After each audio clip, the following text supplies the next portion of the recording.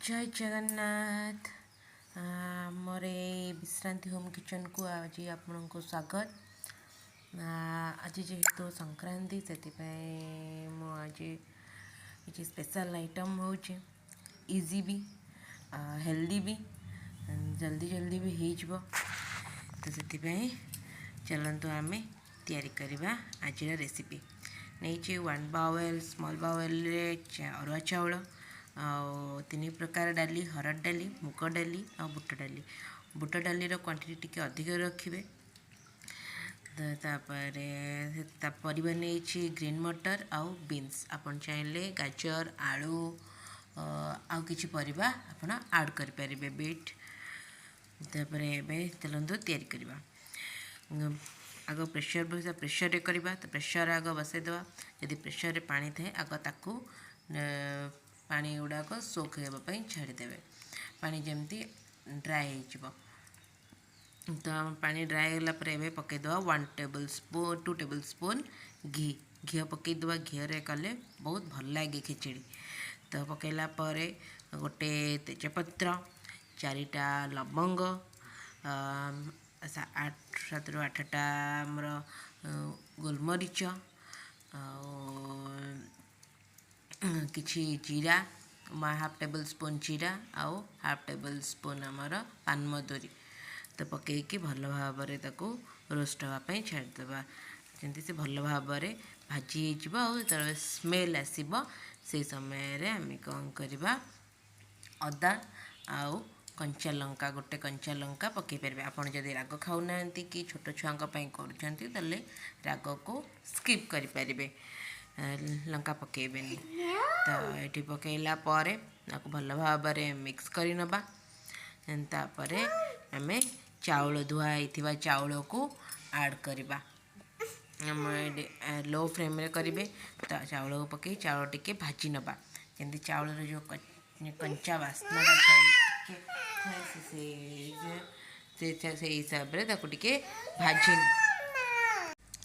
तापर ताको भल भाव आम एमती गोले नबा भाजी नबा तापर आम कौन करवा भाजी गला देखिए पानी टिके मरीगला सुखीगला तादे आम ए ऐड करदे आमर जो डाली नहीं ताको डाली की भल भाव धोईदेवे 2-3 थर धोईदेला डाली को ऐड करदे डाली को भी सेमती गोटे 2 मिनिट टिके भाजी नेबे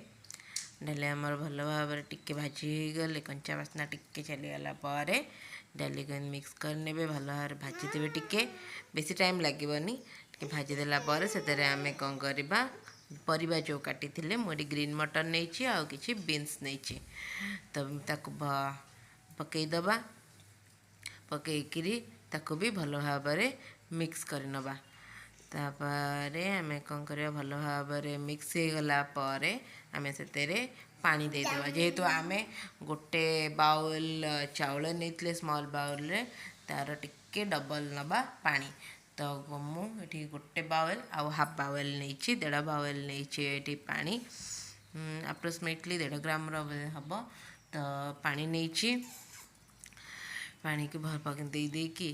ये मिक्स कर नबा पुणी भल भाव घाटी नबा मिक्स करदबा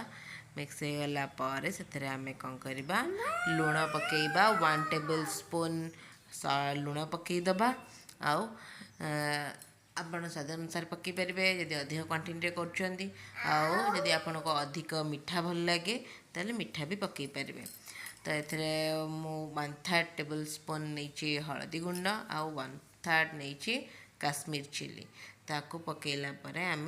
लुण आउ चीनी क्वांटिटी भी देदेवा चीनी जी दरकार जब मीठा अधिक चाहूँगी करने जदि आप क्षीर दवा को चाहूँगी तेले पानी क्वांटिटी कम करके क्षीर भी दे पारे सी भी आहरी बहुत टेस्टी होता है देदेला लो फ्लेम रे करेंगे लो फ्लेम रे ताकू पकई सारा भल भाव मिक्स करने मिक्स कलापर ताकू लो फ्लेम रे 3टा हुइसिल आसिया जाए छाड़देवे जिते बड़े 3टा हुइसिल आसीपर खोलिकी देखिए आपंकर भात आम खिचड़ी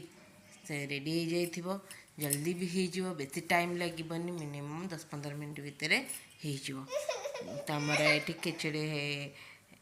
बसला आम खिचड़ी ये गला देखु केते बढ़िया कलर आसी भल टेक्सचर भी अच्छे तो ये सब बेसी भी पानी ना मैंने जो कादुआ कादुआ टाइप सेमती किसी है